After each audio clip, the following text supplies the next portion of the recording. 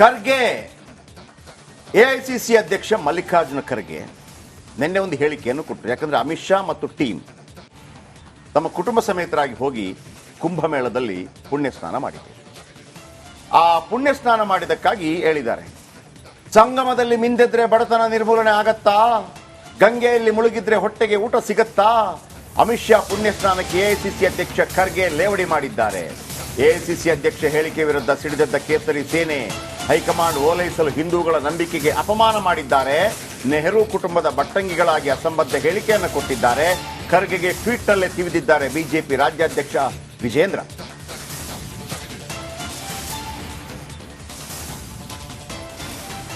Okay, ಇದು latest update. BJP ಇದು ದೊಡ್ಡದಾಗಿ ಹೋಗುತ್ತೆ ಸ್ವಲ್ಪ.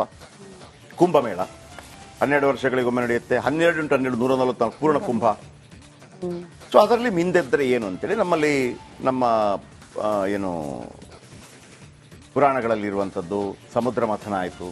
ಸಮುದ್ರ ಮಥನ ಆಗುವಂಥದ್ದು ನಿಜವಾಗಿ ನಾನು ಮೊನ್ನೆ ಆಧ್ಯಾತ್ಮ ಸಾಧಕ ಶ್ರೀನಾಥ್ ಶೆಟ್ಟಿ ಅವರ ಹತ್ರ ಮಾತಾಡ್ತಾ ಇದ್ದೆ. ಅವ್ರು ಹೇಳ್ತಾ ಇದ್ರು, ಇದು ನಮ್ಮ ಶರೀರದ ಕಥೆಯನ್ನು ಹೇಳೋದದು, ನಮ್ಮ ಶರೀರವನ್ನೇ ಹೇಳೋದದು. ಭಗವಂತ ಬೇರೆಲ್ಲ, ನಾವು ಬೇರೆಲ್ಲ. ಯಾಕಂದ್ರೆ ನಾವು ಯಾವುದಾದ್ರೂ ದೇವಸ್ಥಾನಕ್ಕೆ ಹೋಗ್ತೀವಿ ಅಂತ ಇಟ್ಕೊಳ್ಳಿ, ಭಯಂಕರ ಪವರ್ಫುಲ್ ಆಗಿರೋ ಯಾವುದಾದ್ರು ದೇವಸ್ಥಾನಕ್ಕೆ ಹೋಗ್ತೀವಿ, ತಿರುಪತಿಗೆ ಹೋಗ್ತೀವೋ ಮತ್ತೊಂದಕ್ಕೆ ಹೋಗ್ತೀವೋ, ಅಲ್ಲಿ ಹೋಗಿ ಫೈನಲಿ ಏನು ಅಂತಂದ್ರೆ ದೇವರು ಕಂಡಾಗ ಕಣ್ಣು ಮುಚ್ಚಿಬಿಡ್ತೀವಿ ಅಂತ. ಅದೇ ಕಣ್ಣು ಮುಚ್ಚಿಬಿಡ್ತೀವಿ ಅಂತ ಒಂದು ಪ್ರಶ್ನೆ. ಯಾಕಂದ್ರೆ ನಮ್ಮ ಮನಸ್ಸಿಗೆ ಗೊತ್ತಿದೆ ಭಗವಂತ ನಿನ್ನೊಳಗನೆ ಇದ್ದಾನೆ, ತತ್ವಮಸಿ ತಂದ್ಬಿಟ್ಟು ಅಂತ. ಸೊ ಹಿಂದೂಗಳ ವಿಶೇಷವಾದ ಸಂಪ್ರದಾಯ. ಇಲ್ಲಿಯ ವಿಶೇಷತೆ ಏನು ಗೊತ್ತಾ, ಕುಂಭಮೇಳದ್ದು ಕೆಲವರು ವೈಷ್ಣವರು ಇರ್ತಾರೆ. ವೈಷ್ಣವ ಅಂತಂದ್ರೆ ವಿಷ್ಣುವಿನ ಆರಾಧಕರು. ಶೈವರಿದ್ದಾರೆ, ವಿಷ್ಣುವಿನ ಆರಾಧಕರು 3 ನಾಮ ಹೀಗಾಗ್ತಾರೆ. ಶೈವ ಆರಾಧಕರು ಯಾರು? ಇವನ ಆರಾಧಕರು ಯಾರ್ದು? ಈಶ್ವರನ ಆರಾಧಕರು. ಅವರು ಈ ಥರ ನಾಮ ಹಾಕ್ತಾರೆ. ಓಕೆ, ಇನ್ನು ಮಾಧ್ವ ಪರಂಪರೆ ಅಂತ ಬರುತ್ತೆ. ಈ ಥರ ಹಾಕ್ಬಿಟ್ಟು ಒಂದು ಮಿಡ್ಲಲ್ಲಿ ಕೃಷ್ಣ ಫಾಲೋ ಮಾಡುವಂಥ ಮಧ್ವಾಚಾರ್ಯ. ಇನ್ನು ಕೆಲವರು ಶಾಕ್ಯ ಪರಂಪರೆ, ದೇವಿ ಆರಾಧಕರಿದ್ದಾರೆ. ಬೊಟ್ಟಿಡ್ತಾರೆ, ಹಿಂಗೆ ದೊಡ್ಡದೊಂದು ಬೊಟ್ಟಿಡ್ತಾರೆ, ದೇವಿ ಆರಾಧಕರು. ಇನ್ನು ಸ್ಕಂದನ ರೀತಿಯಲ್ಲಿ ಯಾರು ಸುಬ್ರಹ್ಮಣ್ಯ ಆರಾಧಕರಿದ್ದಾರೆ. ಗಣಪತಿ ಆರಾಧಕರಿದ್ದಾರೆ. ಸೂರ್ಯನನ್ನು ಆರಾಧಿಸುವರಿದ್ದಾರೆ. ನಾವು ಇದಕ್ಕೆ ಹೋದಾಗ ಇಲ್ಲಿಗೆ ಅಯೋಧ್ಯೆಗೆ ಹೋದಾಗ ರಾಮನ ಒಂದು ಪಂಥದ ಬಗ್ಗೆ ಕೂಡ ಮಾತಾಡೋದು. ಬೇರೆ ಬೇರೆ ಬೇರೆ ಬೇರೆ ಬೇರೆ ಪಂಥಗಳು. ಯಾಕೆ ಪಂಥಗಳು ಬಂತು ಅಂತಂದ್ರೆ, ಕೆಲವರು ವೆಜ್ ಇರ್ತಾರೆ, ನಾನ್ ವೆಜ್ ಇರ್ತಾರೆ, ಅವ್ರು ಇರ್ತಾರೆ, ಇವ್ರು ಇರ್ತಾರೆ, ಪರಂಪರೆ ಇರುತ್ತೆ. ಇದಕ್ಕೆ ಅನುಗುಣವಾಗಿ ನಿನಗೆ ಯಾವ್ದು ಈಸಿ ಆಗತ್ತಪ್ಪ ಮತ್ತೊಂದು ಅಂತೇಳಿ. ನಮ್ಮಲ್ಲಿ 51 ಶಕ್ತಿಪೀಠ ಇದೆ. ಭಾರತವನ್ನು ಯಾವತ್ತೂ ಕೂಡ ಏನ್ ಹೇಳ್ತಾ ಇದ್ರು ಅಂತಂದ್ರೆ, ಭಾರತ ಅಂತಂದ್ರೆ ಇಲ್ಲ ಅದು ಬ್ರಿಟಿಷರಿಗಿಂತ ಮೊದಲು ಬೇರೆ ಬೇರೆ ಅಖಂಡವಾಗಿ ಭಾರತ ಯಾವತ್ತೂ ಇರಲಿಲ್ಲ ಅಂತ ವಾದ ಮಾಡ್ತಾರೆ ಕೆಲವರು. ಎಡಪಂಥೀಯರ ವಾದ ಅದು.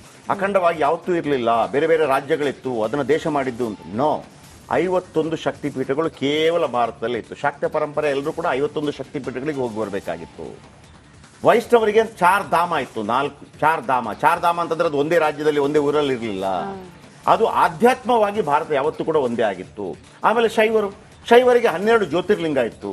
ಎಲ್ಲೆಲ್ಲಿ ಜ್ಯೋತಿರ್ಲಿಂಗ ಇದೆ ಅಲ್ಲಿ, ಎಲ್ಲಿ ತಮಿಳುನಾಡಿಂದ ಶುರುವಾಗಿ, ರಾಮೇಶ್ವರಂದ ಶುರುವಾಗಿ ಎಲ್ಲಿ ತನಕ ಇದೆ ಜ್ಯೋತಿರ್ಲಿಂಗ, ಜಮ್ಮು ಕಾಶ್ಮೀರ ತನಕ, ಆಮೇಲೆ ಹಿಮಲಿಂಗ ಅಲ್ಲಿ ತನಕ ಇರ್ತದೆ.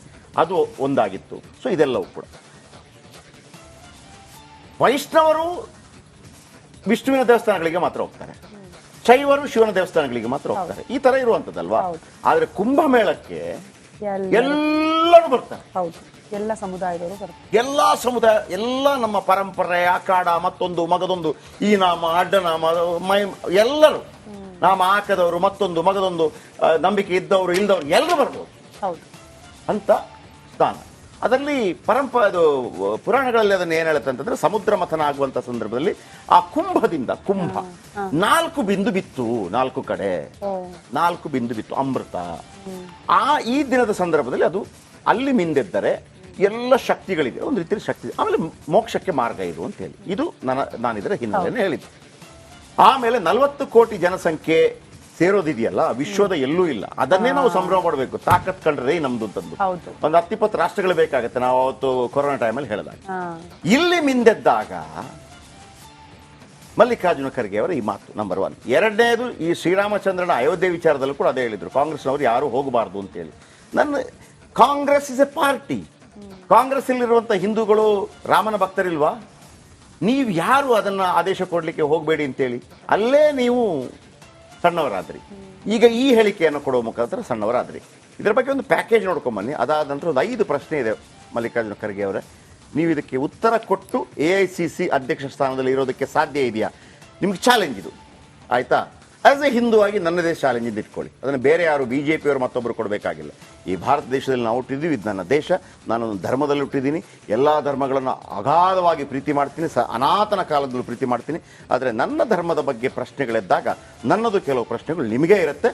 ಈ ರಿಪೋರ್ಟ್ ನೋಡ್ಕೊಂಡು ಬನ್ನಿ.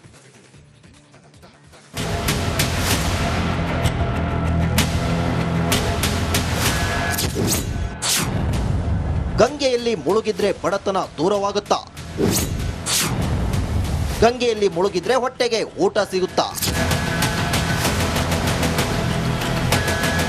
ಇದು ಕಾಂಗ್ರೆಸ್ ಪಕ್ಷದ ರಾಷ್ಟ್ರೀಯ ಅಧ್ಯಕ್ಷ ಮಲ್ಲಿಕಾರ್ಜುನ್ ಖರ್ಗೆ ಅವರ ಪ್ರಶ್ನೆ. ಮಧ್ಯಪ್ರದೇಶದ ಇಂದೋರ್ನಲ್ಲಿ ಪಕ್ಷ ಹಮ್ಮಿಕೊಂಡಿದ್ದ ಸಮಾವೇಶದಲ್ಲಿ ಆವೇಶಭರಿತ ಮಾತು. ಪ್ರಯಾಗ್ರಾಜ್ನ ಮಹಾಕುಂಭದ ತ್ರಿವೇಣಿ ಸಂಗಮಕ್ಕೆ ಕುಟುಂಬ ಸಮೇತ ಆಗಮಿಸಿದ್ದ ಅಮಿತ್ ಶಾ ಪುಣ್ಯ ಸ್ನಾನ ಮಾಡಿದ್ರು. ಇದನ್ನ ಲೇವಡಿ ಮಾಡಿದ ಮಲ್ಲಿಕಾರ್ಜುನ ಖರ್ಗೆ ಕೊಟ್ಟಿದ್ದು ಮತ್ತದೇ ಹಳೆ ಉದಾಹರಣೆಯನ್ನೇ. जो बोलते हैं उसमें मत जाओ. अरे भाई, गंगा में डुबकी लेने से गरीबी दूर होती क्या? आपको खाना मिलता पेट को. जो बोलते हैं उसमें मत जाओ.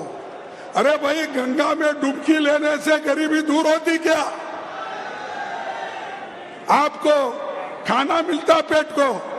ಇಷ್ಟು ಹೇಳ್ತಿದ್ದಂತೆ ಖರ್ಗೆ ಅಲರ್ಟ್ ಆದಂತೆ ಕಾಣ್ತಾರೆ. ನಾನು ಯಾರದ್ದೇ ನಂಬಿಕೆ ಮೇಲೆ ಪ್ರಶ್ನೆ ಮಾಡ್ತಿಲ್ಲ. ಒಂದು ವೇಳೆ ಯಾರಿಗಾದ್ರೂ ದುಃಖವಾದ್ರೆ ನಾನು ಕ್ಷಮೆ ಕೇಳ್ತೇನೆ ಅಂತಾನು ಹೇಳಿದ್ರು. ಆದರೆ ತಮ್ಮ ಮಾತಿನ ಸಮರ್ಥನೆಗೆ ಮುಂದಾದ್ರು. लेकिन आप बताइए, अरे जब बच्चा भूखा मर रहा है, बच्चा स्कूल में नहीं जा रहा है, मजदूरों को मजदूरी नहीं मिल रही है, जब ये है तो ये लोग जाकर हजारों रुपए खर्च करके कंपटीशन पे डुबकियां मार रहे. ಮಗು ಶಾಲೆಗೆ ಹೋಗೋದಕ್ಕೂ ಕಾರ್ಮಿಕರಿಗೆ ಕೆಲಸ ಸಿಗ್ತಿಲ್ಲ ಅನ್ನೋ ಸಂಗತಿಗೂ ಮಹಾಕುಂಭ ಮೇಳಕ್ಕೂ ಎಲ್ಲಿಂದೆಲ್ಲಿಗೆ ಸಂಬಂಧ ಅನ್ನೋದಕ್ಕೆ ಖರ್ಗೆ ಅವರೇ ಉತ್ತರಿಸಬೇಕು. ಬೇರೆ ಧರ್ಮಗಳ ಬಗ್ಗೆ ನೀವು ಈ ರೀತಿ ಹೇಳೋದಿರ್ಲಿ, ಊಹಿಸೋದಕ್ಕೂ ಸಾಧ್ಯನಾ ಅನ್ನೋದು ಬಿಜೆಪಿ ಪ್ರಶ್ನೆ. और धर्म के आस्था को लेकर वो खिलवाड़ करने की सोच भी नहीं सकते हैं और ऐसी बयानबाजी कर भी नहीं सकते. हजारों करोड़ों लोग हज करने जाते हैं, हम सम्मान के साथ उनको विदा करते हैं, सम्मान के साथ उनको घर लिवा के लाते हैं, उनको नमन करते हैं, प्रणाम करते हैं, क्योंकि आस्था का विषय है. और यहां जब हजारों करोड़ों लोग मां गंगा की संगम की शरण में जा रहे हैं, और ये आज का विषय नहीं है, करोड़ों वर्षों से जा रहे हैं, इस प्रकार के वचन, सनातन के खिलाफ इस प्रकार के बोल, ये शर्मनाक. ಒಟ್ನಲ್ಲಿ ಕೋಟ್ಯಾಂತರ ಹಿಂದೂಗಳ ಸಾವಿರಾರು ವರ್ಷಗಳ ನಂಬಿಕೆಯನ್ನ ಟೀಕಿಸೋದು ಕೆಲವು ರಾಜಕೀಯ ನಾಯಕರಿಗೆ ಹವ್ಯಾಸ ಆಗಿದೆ.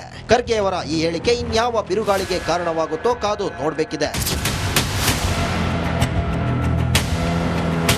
Bureau report, Republic Kannada. Okay, Abhishek ಜೊತೆ ಒಂದು ಸಣ್ಣ ವಾರ್ತಾಲಾಪ ಮಾಡಿದ್ದಂತ ನಾನು ಬರ್ತೀನಿ. ನನಗೆ 6 ಪ್ರಶ್ನೆಗಳಿದೆ. ಈ 6 ಪ್ರಶ್ನೆಗಳಿಗೆ ನೀವು ಉತ್ತರ ಕೊಡ್ಲಿಕ್ಕೆ ಸಾಧ್ಯ ಇದ್ರೆ ಉತ್ತರ ಕೊಡಿ ಮಲ್ಲಿಕಾರ್ಜುನ್ ಖರ್ಗೆ ಅವರೇ. ಜಯಪ್ರಕಾಶ್ ಶೆಟ್ಟಿ ಕೇಳ್ತಾ ಇರೋದು ಅಂದ್ಕೊಳ್ಳಿ, ಯಾಕಂದ್ರೆ ನನಗೆ ರೈಟ್ಸ್ ಇಲ್ಲ ನಿಮ್ಮನ್ನು ಕೇಳಕ್ಕೆ ಇದೆ. ಓಕೆ ಅಭಿಷೇಕ್, ಇದು ಎಲ್ಲಿ ತನಕ ಬಂದು ನಿಲ್ತಾ ಇದೆ?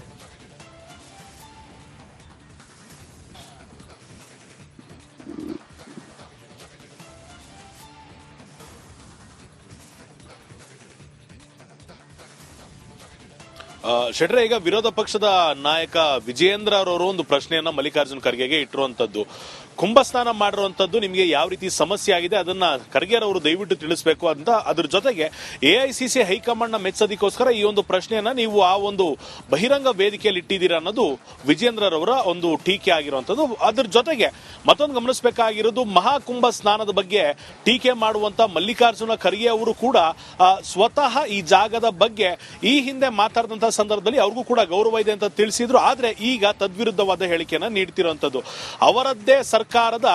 ಅವರದ್ದೇ ಸಚಿವರು ನಿನ್ನೆ ವಿಧಾನಸೌಧದಲ್ಲಿ ಪುತ್ಥಳಿಯೊಂದನ್ನ ಅನಾವರಣ ಮಾಡಿದ್ದಾರೆ. ಇದು ಎಷ್ಟರ ಮಟ್ಟಿಗೆ ಸರಿ ಅನ್ನೋದನ್ನು ಕೂಡ ಬಿಜೆಪಿ ಕೆಲವೇ ದಿನಗಳಲ್ಲಿ ಪ್ರಶ್ನೆ ಮಾಡುತ್ತೆ. ಯಾಕೆಂದ್ರೆ ಅಮಿತ್ ಶಾ ಸ್ನಾನ ಮಾಡಿ ಎದ್ದಿದ್ದು ಯಾರ ಹೊಟ್ಟೆಯನ್ನು ತುಂಬಿಸಲ್ಲ ಅಂದಾಗ ಈ ಪುತ್ಥಳಿ ಯಾರ ಹೊಟ್ಟೆಯನ್ನು ತುಂಬಿಸುತ್ತೆ ಅನ್ನೋ ಪ್ರಶ್ನೆಗೂ ಕೂಡ ಮಲ್ಲಿಕಾರ್ಜುನ್ ಖರ್ಗೆ ಅವರು ಉತ್ತರ ನೀಡಬೇಕಾಗತ್ತೆ. ಅದರ ಜೊತೆಗೆ ಬೆಳಗಾವಿಯಲ್ಲಿ ಗಾಂಧಿ ಭಾರತ ಕಾರ್ಯಕ್ರಮವನ್ನ ಮಾಡಿದ್ರು, ಅದು ಯಾರ ಹೊಟ್ಟೆಯನ್ನು ತುಂಬಿಸುತ್ತೆ ಅಂತ ಕೂಡ ಬಿಜೆಪಿ ಅವರು ಪ್ರಶ್ನೆ ಮಾಡೋದ್ರಲ್ಲಿ ಯಾವುದೇ ಸಂಶಯ ಇಲ್ಲ. ಸೊ ಮಲ್ಲಿಕಾರ್ಜುನ ಖರ್ಗೆ ಅವರು ತಾವು ಹೇಳಿದಂತ ಮಾತನ್ನ ವಾಪಸ್ ಸರಿಪಡಿಸಿಕೊಳ್ಳುವಂತ ನಿಟ್ಟಿನಲ್ಲಿ ಇದು ಡೈರೆಕ್ಟ್ ಆಗಿ ಇದು ಒಂದು ರೀತಿಯಲ್ಲಿ ಫ್ರಸ್ಟ್ರೇಷನ್ ಅಂತಾರೆ ಇದಕ್ಕೆ. ಇದು ಫ್ರಸ್ಟ್ರೇಷನ್. ಫ್ರಸ್ಟ್ರೇಷನ್ ಯಾಕೆ ಅದು ಹಿಂದೂ ಧರ್ಮದ ಮೇಲೆ ಮಾತ್ರ ಯಾಕೆ ಬರುತ್ತೆ? ನಂದು ಒಂದೇ ಒಂದು ಪ್ರಶ್ನೆ. ವ್ಯಾಟಿಕನ್ ಸಿಟಿ ಅಂತಿದೆ, ಅಲ್ಲಿ ಪೋಪ್ ಅವರಿದ್ದಾರೆ, ಅವರು ಕ್ರಿಸ್ತರ ಮಹಾಗುರು, ಅವರ ಕೈಯನ್ನು ಚುಂಬಿಸಲಾಗುತ್ತೆ. ಅದೊಂದು ಬಹಳ ಪವಿತ್ರ, ಯಾಕಂದ್ರೆ ಅಲ್ಲೆಲ್ಲವೂ ಕೂಡ ವ್ಯಾಟಿಕನ್ ಸಿಟಿ ಅನ್ನೋದು ಒಂದು ಸಣ್ಣ ದೇಶ, ಲಕ್ಷೋಪಲಕ್ಷ ಕೋಟ್ಯಂತರ ಜನ ಅಲ್ಲಿಗೆ ಹೋಗ್ತಾರೆ, ಎಲ್ಲ ಕ್ರಿಶ್ಚಿಯನ್ಸ್ಗಳು. ಅಲ್ಲಿಗೆ ಹೋಗೋದ್ರಿಂದ ಹೊಟ್ಟೆ ತುಂಬತ್ತಾ? ವ್ಯಾಟಿಕನ್ ಸಿಟಿಗೆ ಹೋಗೋದ್ರಿಂದ, ಪೋಪ್ ಅವರನ್ನ ಭೇಟಿ ಆಗೋದ್ರಿಂದ ಹೊಟ್ಟೆ ತುಂಬತ್ತಾ? ಹೋಗಬೇಡಿ ಅಂತ ನಿಮಗೆ ಹೇಳೋ ಧೈರ್ಯ ಇದೆಯಾ? ಹೇಳ್ಬಿಟ್ಟು ನೀವು ಸೋನಿಯಾ ಗಾಂಧಿ ಮುಂದೆ ನಿಲ್ಲೋ ಧೈರ್ಯ ಇದೆಯಾ, ತಾಕತ್ತಿದೆಯಾ ನಿಮಗೆ? ನಂಬರ್ 1 ಪ್ರಶ್ನೆ. ಎರಡನೇ ಪ್ರಶ್ನೆ, ಸಬ್ಸಿಡಿ ಕೊಟ್ಟು ನಾವು ಮೆಕ್ಕಾಗೆ ಹೋಗೋರನ್ನ ಬಹಳ ಪ್ರೀತಿ ಆಧಾರದಿಂದ, ಪಾರ್ಟಿ ಯಾವುದೇ ಬರಲಿ, ಬಿಜೆಪಿ ಬಂದಾಗಲೂ ಹೋಗುತ್ತೆ, ಪ್ರೀತಿ ಆಧಾರದಿಂದ ಕಳಿಸ್ಕೊಡ್ತೀವಿ. ಅಲ್ಲಿ ಸೈತಾನಿಗೆ ಕಲ್ಲೆಸೆಯಲಾಗುತ್ತೆ, ಅಲ್ಲಿ ಒಂದು ಬಟ್ಟೆಯಲ್ಲಿ 7 ಸುತ್ತು ತಿರುಗಬೇಕಾಗತ್ತೆ. ಅದನ್ನು ಮಾಡಬೇಡಿ, ಅದರಿಂದ ಹೊಟ್ಟೆ ತುಂಬತ್ತಾ ಅಂತ ಹೇಳಿ ನೀವು AICC ಅಧ್ಯಕ್ಷರಾಗಿ ಉಳಿಯೋದಕ್ಕೆ ಸಾಧ್ಯ ಇದೆಯಾ? ನಂಬರ್ 3. ಮೂರನೇ ಪ್ರಶ್ನೆ, ಸಿಖ್ ದೇವಾಲಯ ಇದೆಯಲ್ಲ, ಅಲ್ಲಿ ಬಂದವರ ಶೂಗೆ ಎಷ್ಟೇ ಶ್ರೀಮಂತರಾಗಲಿ ಪಾಲಿಶ್ ಮಾಡ್ತಾರೆ, ಒರೆಸ್ತಾರೆ, ಶೂ ಒರೆಸ್ತಾರೆ. ಅಲ್ಲಿ ಎಲ್ಲೂ ಇಲ್ಲ, ನನಗೆ ಬಹಳ ಅದ್ಭುತ. ಯಾವುದೇ ಶ್ರೀಮಂತ ಆಗಿ ಬಂದಲ್ಲಿ ಕೂತ್ಕೋಬೇಕು, ಅಲ್ಲಿ ಭಕ್ತರು ಬಂದಿರುವಂಥ ಚಪ್ಪಲಿಗಳನ್ನು ತೆಗೆದು ಒರೆಸ್ತಾರೆ. ಚಪ್ಪಲಿ ಒರೆಸೋದ್ರಿಂದ ಹೊಟ್ಟೆ ತುಂಬತ್ತಾ, ಬಡತನ ನಿರ್ಮೂಲನೆ ಆಗತ್ತಾ ಅಂತ ನೀವು ಕೇಳ್ತಿರಲ್ಲ. ಈ ಪ್ರಶ್ನೆಯನ್ನು ಸಿಖ್ ಧರ್ಮದವರಿಗೆ ಕೇಳೋದಕ್ಕೆ ಸಾಧ್ಯ ಇದೆಯಾ? ನಾಲ್ಕನೇ ಪ್ರಶ್ನೆ, ನೀವು ಹೇಳಿದ್ರಿ ಬಡವರಿಗೆ ಸಿಗ್ತಾ ಇಲ್ಲ, ಅದು ಸಿಗ್ತಾ ಇಲ್ಲ, ಗರೀಬಿ ಹಠಾವೋ ಅಂತ ಮಾಡಿದ್ ನೀವೇ, ಅತಿ ಹೆಚ್ಚು ವರ್ಷಗಳ ಕಾಲ ಅಧಿಕಾರದಲ್ಲಿದ್ದದ್ದು ನೀವೇ, ಯಾಕೆ ಬಡತನ ನಿರ್ಮೂಲನೆ ಮಾಡಿಲ್ಲ ಅಂತ ನಾವು ಪ್ರಶ್ನೆ ಕೇಳ್ಬೋದಲ್ಲ. ಆಮೇಲೆ ನೀವು ಬೌದ್ಧಿಸಮ್ ಅನ್ನ ಫಾಲೋ ಮಾಡ್ತಾ ಇದ್ದೀರಿ. ಡಾಕ್ಟರ್ ಬಾಬಾ ಸಾಹೇಬ್ ಅಂಬೇಡ್ಕರ್ ಅವರು ಬೌದ್ಧಿಸಮ್ಗೆ ಕನ್ವರ್ಟ್ ಆದರು. ಬೌದ್ಧಿಸಮ್ನ ಬೌದ್ಧ ಬಿಕ್ಕುಗಳೆಲ್ಲರೂ ಕೂಡ ತಲೆ ಬೋಳಿಸ್ಕೊಂಡು ಒಂದು ಕೇಸರಿ ಥರ ಬಟ್ಟೆ ಹಾಕ್ಕೊಂಡು ಭಿಕ್ಷೆ ಬೇಡ್ತಾರೆ ಅವರು. ಈ ಭಿಕ್ಷೆ ಬೇಡೋದ್ರಿಂದ ಏನಾಗುತ್ತೆ ಅಂತ ನಿಮ್ಗೆ ಕೇಳೋಕ್ಕಾಗತ್ತಾ? ಆಗೋದಿಲ್ಲ. ಕೊನೆಯ ಪ್ರಶ್ನೆ ನಿಮಗೆ, ಕೊನೆಯ ಪ್ರಶ್ನೆ, ಇದು ಒಂದು ನೀವು ಮಾಡಿ ತೋರಿಸ್ಬೇಕು. ಯಾರೇ ಆಗಿರಲಿ, ಕುಂಭಮೇಳಕ್ಕೆ ಹಿಂದೂ ಬರಲಿ, ಮುಸ್ಲಿಂ ಬರಲಿ, ಕ್ರಿಶ್ಚಿಯನ್ ಬರಲಿ, ಅವ್ರಿಗೆಲ್ಲಿ ಸ್ವಾಗತ ಇದೆ, ಅವರು ಅಲ್ಲಿ ಮಾಡ್ಬೋದು. ಭಾರತದ ಯಾವುದೇ ಹಿಂದೂ ದೇವಸ್ಥಾನಗಳಿಗೆ ಈಗೀಗ ಮಾಡಿದಾರಷ್ಟೇ, ಹಿಂದೂಗಳಿಗೆ ಮಾತ್ರ ಪ್ರವೇಶ ಮತ್ತೊಂದು ಮೊದಲಂಗಿರ್ಲಿಲ್ಲ, ಎಲ್ಲರಿಗೂ ಅವಕಾಶ ಇತ್ತು. ಈಗಲೂ ತಿರುಪತಿಗೆ ಹೋಗೋರಿದ್ದಾರೆ, ಮುಸ್ಲಿಮರಿದ್ದಾರೆ, ಕ್ರಿಶ್ಚಿಯನ್ ಇದ್ದಾರೆ, ನನ್ನ ಫ್ರೆಂಡ್ಸ್ಗಳೇ ಡೈರೆಕ್ಟ್ ಆಗಿ ಹೋಗಿ ಬಂದವರು ತುಂಬಾ ಜನ ಇದ್ದಾರೆ. ನಮ್ಮಲ್ಲಿ ಯಾವುದೇ ಭೇದ ಭಾವ ಇಲ್ಲ. ಮಲ್ಲಿಕಾರ್ಜುನ ಖರ್ಗೆ ಅವರೇ, ಸಹಿಷ್ಣುತೆ ಬಗ್ಗೆ ಹಿಂದೂಗಳಿಗೆ ಯಾರು ಕಲಿಸ್ಕೊಡುವಂತ ಅಗತ್ಯ ಇಲ್ಲ. ಇಲ್ಲ ಅಂತಂದ್ರೆ ಅವರು ದೇವಸ್ಥಾನಗಳಿಗೆ ಅನ್ಯ ಜಾತಿಯವರನ್ನು ಬಿಡ್ತಾ ಇರಲಿಲ್ಲ.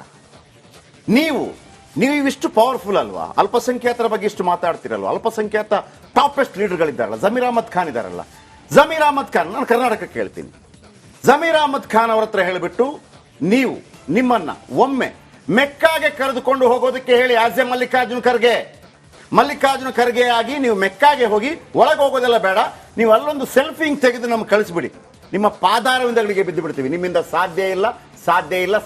ಯಾಕಂದ್ರೆ ನೀವು ಅಲ್ಲಿ ಮುಸ್ಲಿಮರಲ್ಲದೆ ಅಲ್ಲಿ ಹಿಂದೂಗಳಿಗೂ ಪ್ರವೇಶ ಇಲ್ಲ, ಅಲ್ಲಿ ಬೌದ್ಧರಿಗೂ ಪ್ರವೇಶ ಇಲ್ಲ, ಬೇರೆ ಯಾವುದೇ ಜಾತಿಯವರಿಗೆ ಪ್ರವೇಶ ಇಲ್ಲ. ಇದನ್ನು ಯಾವತ್ತಾದ್ರೂ ಪ್ರಶ್ನೆ ಮಾಡಿದ್ದೀರಾ? ಎಲ್ಲ ಜಾತಿಯವರಿಗೆ ಪ್ರವೇಶ ಕೊಡಿ ಅಂತ ಒಂದು ಹೇಳಿಕೆಯನ್ನ ಕೊಟ್ಟ ಮರುಕ್ಷಣ ನೀವು AICC ಅಧ್ಯಕ್ಷರಾಗಿ ಉಳಿತೀರಾ? ಯಾಕೆ ಹಿಂದೂ ಧರ್ಮ ಮಾತ್ರ ಕಾಣುತ್ತೆ ನಿಮಗೆ? ಯಾಕಂದ್ರೆ ಅದು ಸಹಿಷ್ಣು ಇದೆ. ಯಾಕಂದ್ರೆ ಹಿಂದೂ ಧರ್ಮ ಇರೋದೇ ಪ್ರಶ್ನೆ ಮಾಡು ಅಂತ. ನೀವು ಜಾತ್ಯತೀತ ಆಗಿದ್ದರೆ ಎಲ್ಲವನ್ನೂ ಪ್ರಶ್ನೆ ಮಾಡಬೇಕು, ಇದು ಸರಿ ಇಲ್ಲಪ್ಪ ಅಂತ ಅದಕ್ಕೂ ಹೇಳಬೇಕು, ಆಗ ನಿಮ್ಮನ್ನು ಒಪ್ಕೋಬಹುದು. ನೀವು ಕೇವಲ ಹೈಕಮಾಂಡ್ ಓಲೈಕೆಗಾಗಿ, ಮುಸ್ಲಿಮರ ಓಲೈಕೆಗಾಗಿ ಹಿಂದೂ ಧರ್ಮದ ಒಂದು ನಂಬಿಕೆಯನ್ನು ಅವಹೇಳನ ಮಾಡ್ತೀರಿ ಅಂತಂದ್ರೆ ನಾವು ಕೂಡ ಅದಕ್ಕೆ ಉತ್ತರವನ್ನು ಕೊಡಬೇಕಾಗತ್ತೆ, ಈ ಮಣ್ಣಿನಲ್ಲಿ ಹುಟ್ಟಿದ ಕಾರಣಕ್ಕಾಗಿ. Thank you. ಓಕೆ.